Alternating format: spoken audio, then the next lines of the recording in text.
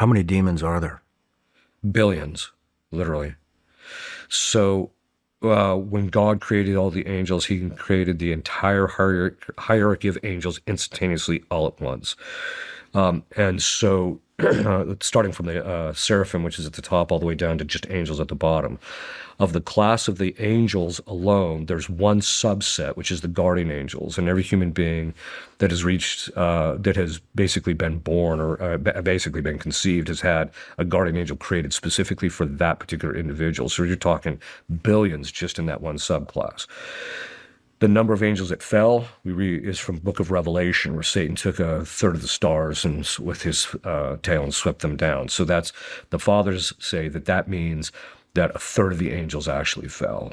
Most of the possessions that we see are from the top rank, which is the top three choirs, the thrones, the cherubim, and the seraphim.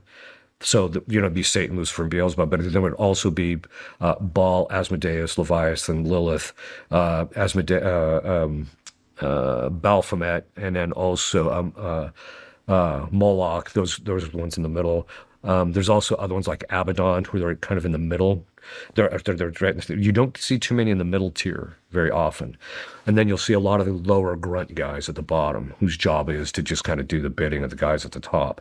And so those where you see most of the possessed and demons coming from. And so when we get into, or I mean, looking back through time, when we're talking about Norse gods, Baal, Moloch, Greek god, any gods that, throughout history, does that mean that those gods were introduced by a demon?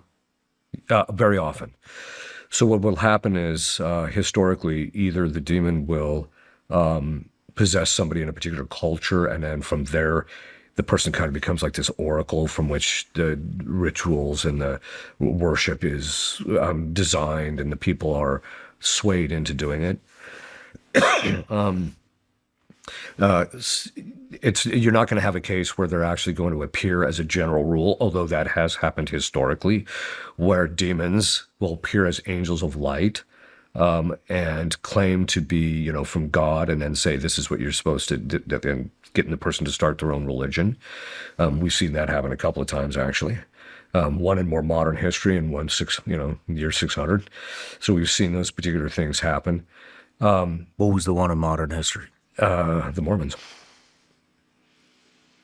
So, I mean, I'm sure there's a lot of the Mormons out there who are not going to be happy that I said that, but the angel that appeared to him, it actually gets to the line from St. Paul. Even if an angel were to preach to you another gospel. And the other thing is that, at least in the relationship with the Mormons, I don't want to get too deep into it, but that it's actually it's a modified form of Freemasonry anyway.